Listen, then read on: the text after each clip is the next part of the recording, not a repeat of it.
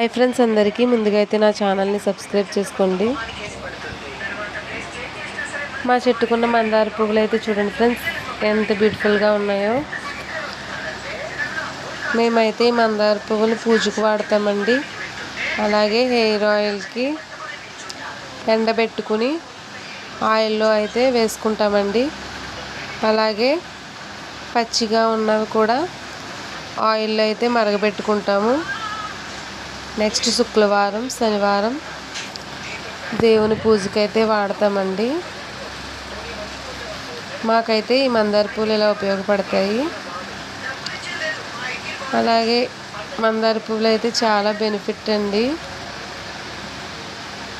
మీకైతే నేను మందార పూల వీడియో అయితే రోజు షేర్ చేస్తానండి.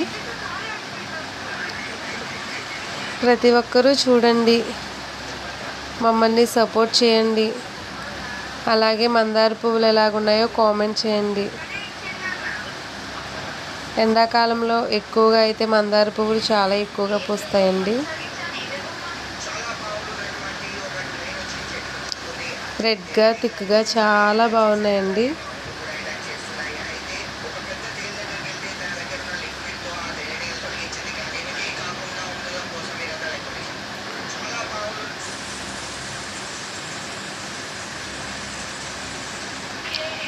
ప్రతి ఒక్కరూ వీడియోలు చూడండి, లైక్ చేయండి.